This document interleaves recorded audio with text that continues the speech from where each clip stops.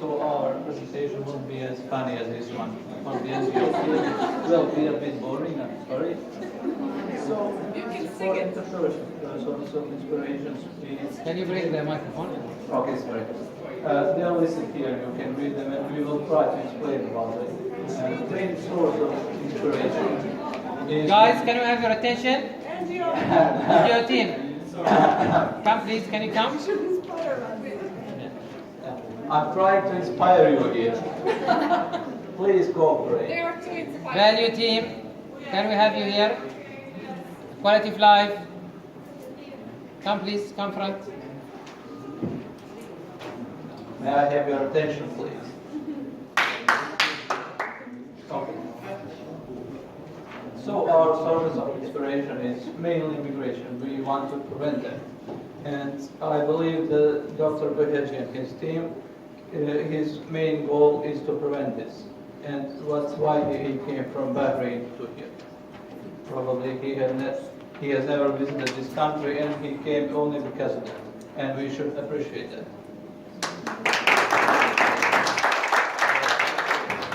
Also, most of us, we are young people, and we are not able to start our families because of poor economic situations, and that's not a good thing. That's why we want to migrate to somewhere, to, let's say, Germany or something. And we want also to prevent that. That's our source of inspiration. And the rest of those, my colleagues will try to explain. What personally inspires me are very negative ways and things like migration. Why would we leave our country? We have so much beautiful things in our country, and many young people are leaving because we don't have anything. We have like nature, and we don't know how to use it.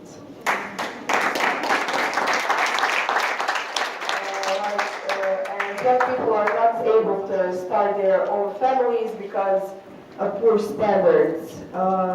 And if they start their own families, they don't have enough money to feed them, to educate them, and so on. And positive things are success stories from people from other countries, like businessmen or so on. Also, being part of successful stories and like groups that accomplish their own business, and also one of the main sources of inspiration are poor quality of life for youth and for all people in the country because of our financial status and because of lower education. And that's why lots of younger people migrate.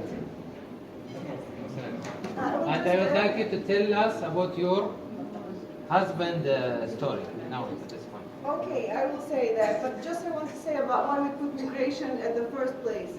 Because many people died for this country, many people fought for its freedom, we didn't have our chance.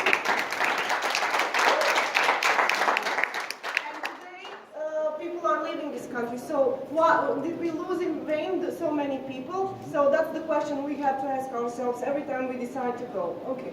And now about my husband. Okay, I didn't expect this, but I will say. I'm a surprised man, by the way.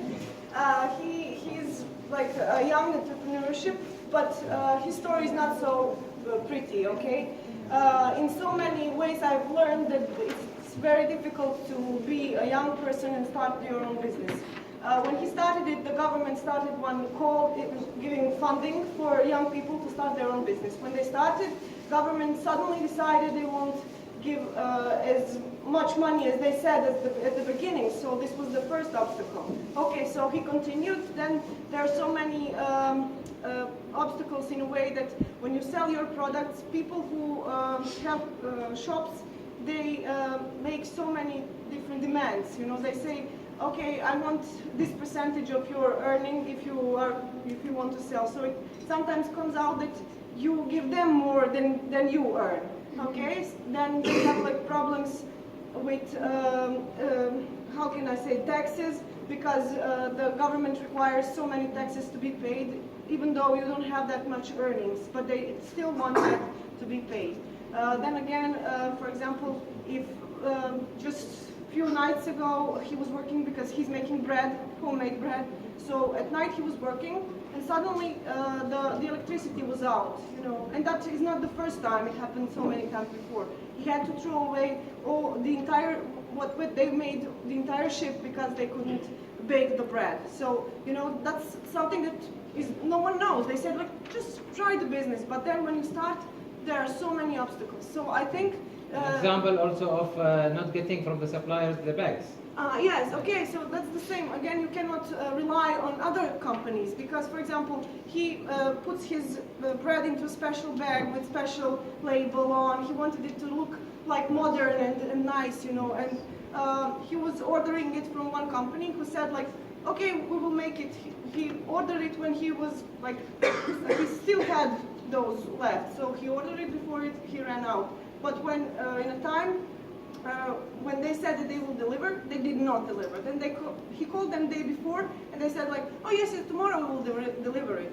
And then when he called again, oh, we didn't make it, we couldn't make it, and so on. So he had to wait 10 days for that, and he couldn't sell so much of it that he needed. So it's always something, and I really know sometimes he doesn't spend the night sleeping. He just sits and thinks about, how can I make tomorrow? What will I do? Okay? Or okay. I'll tell you one thing, Janina, about your story, which is, when I heard it was also emotional for me, is that he's now going for the council. He's running for the council. He wants to change things. This is a source of inspiration. Inspiration, ladies and gentlemen, does not come unless we are challenged.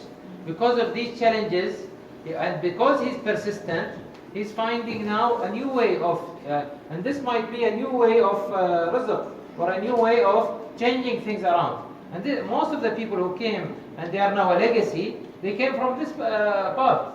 The same path now, as if you are describing Mandela's path, Gandhi's path, but in a different way. Okay? So anyway, we give him applause for that. And to continue, behind every great man or great woman, there is a person. Okay, so remember this. Very good. Yes. Okay, so now we go for the next team.